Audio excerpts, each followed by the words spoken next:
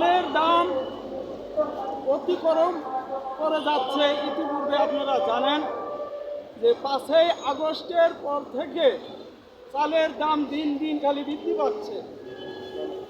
ওই সময় দেখা গেছে যদি চালের দোকানে যে বলা হয়েছে যে ভাই চালের দাম এত কেন, তখন ওনারা অজুহাত দেখাইছে যে দেশে ভাই বন্যা, এদিকে আপনার আবাদ ফসল ভালো হয়নি, এদিকে দেশে গন্ডগোল, গাড়ির ভাড়া বেশি নেই, সেই জন্য চালের দামটা বেশি।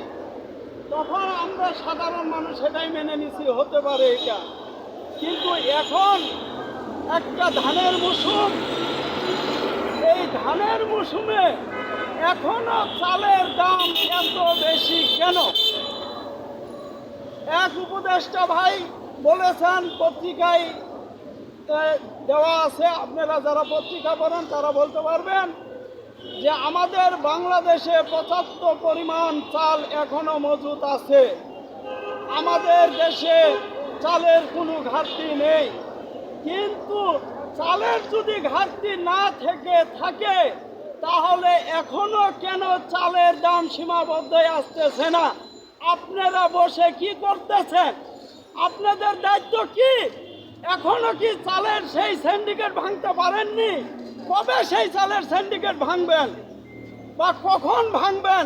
এটা আমি আমার বাংলাদেশের সরকার, অনন্তবর্তীকালীন সরকার, প্রধান উপদেষ্টা ডক্টর ইউনূস স্যার এবং উপদেষ্টা মণ্ডলীর কাছে আমি এবং আমার জাতি জানতে চাই।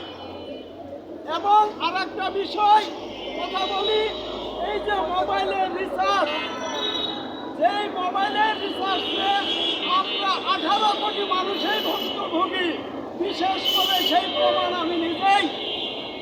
আমি 20 টাকার একটা রিচার্জ কার্ড কিনেছিলাম, সেখানে লেখা আছে 30 মিনিট।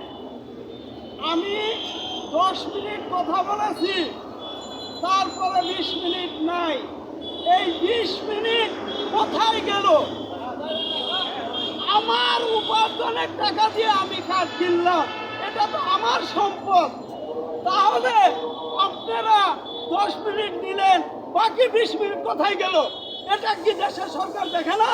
এই বিষয়গুলো আমি তাদেরকে বলবো, আপনারা সেদিকে সুদৃষ্টি চোখে তাকান। কারণ যদি 30 মিনিটের দাম 20 টাকা হয়, তাহলে 10 মিনিটের দাম কত আসে?